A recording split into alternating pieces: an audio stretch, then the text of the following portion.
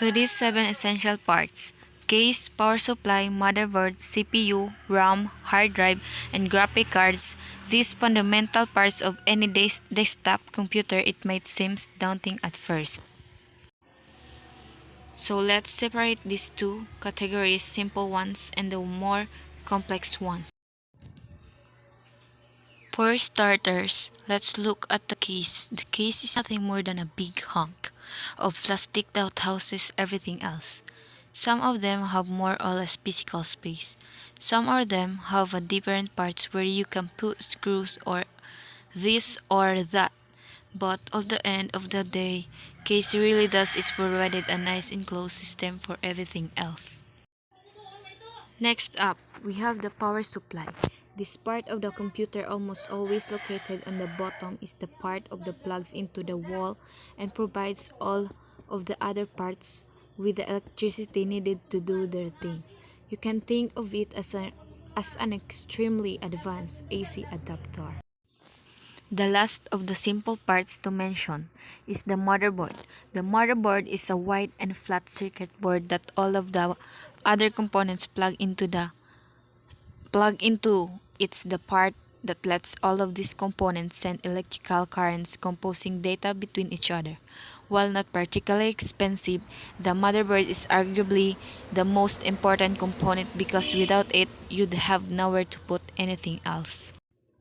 So that's it for the simple components. Now, let's move on the more complex part, the ones that deal with the data. The 4 main components to keep in mind here are the CPU, RAM, hard drive, and graphics card. Now, first thing first, I'm going to establish some terminology. Keep in mind that CPU is also known as Central Processing Unit or processor. These terms all refers the same thing. They are completely interchangeable. RAM stands for Random Access Memory and is often referred to just a memory. A hard drive is often referred to as a disk drive or storage. And the graphics card is also known as a GPU or Graphics Processing Unit. For this explanation, I'll be using the terms CPU, RAM, hard drive, and graphic cards. So let's start with the CPU. The CPU is where your computer does things. It isn't really capable of storing very much data at all, but it's very good at doing things with data quickly, reading it, arranging it, doing the type of quick and massive calculations needed to run your programs. This is where most of your programs are essentially run from. It's often referred to as the brain of the computer. I personally don't like this description because I really your entire computer is just a brain. It's just the center part of your computer's brain.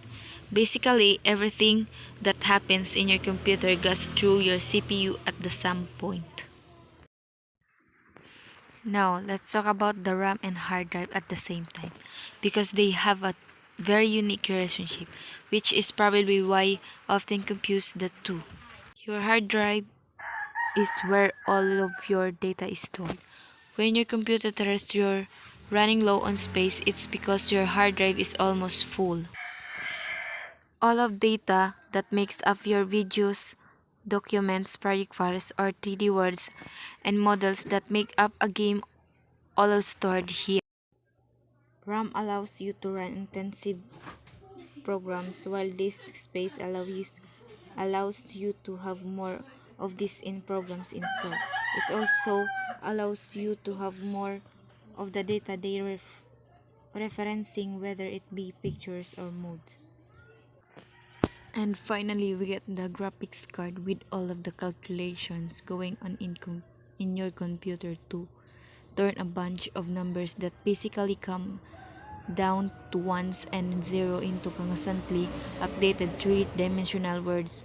The final and most important and arguably most difficult step is to display that on your monitor. It's possible for your motherboard to do this alone, but it's not going to look good and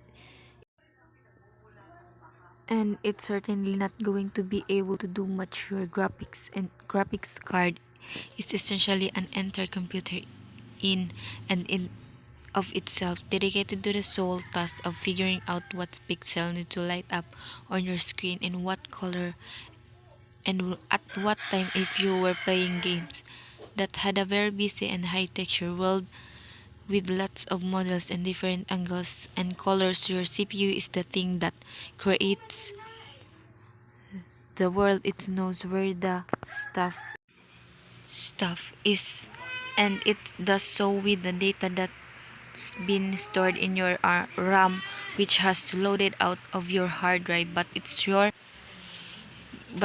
your graphic cards that figures out what it's supposed to look like based on where you're standing in the world without getting too off topic. Thank you very much for watching. I hope I helped, and liking and subscribing is always a big help. Thank you.